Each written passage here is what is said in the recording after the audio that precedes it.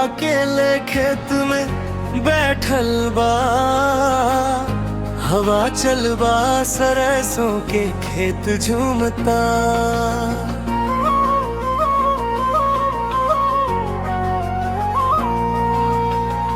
तोहरा बिना जा सुना लागे संसार, धड़कन भी पूछे रोज कहाँ गईलू हमार। रोज रोज मोबाइल ताकि ऑनलाइन तू आवेलू ना, दिलवा रोवे चुपके मैसेज के जवाब देलू ना। कसम से कहता नहीं जानू तोहरे पे जानवार दे, अगर तू साथ छोड़ दिहलू ता जी के का करब।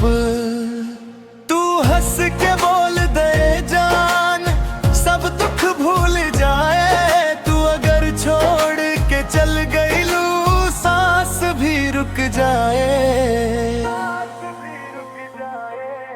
याद आवेला सावन के दिन भिंजत रहनी हमनी संग, आज वही बरसात में भी सूखल बादल के रंग। गांव के गलियों पन घटिया सब पूछे तोहरा नाम, काहे छोड़ के चल गईलू तोड़ के दिल के धाम। लौट आ जाए पगली अब ना तड़ पावस,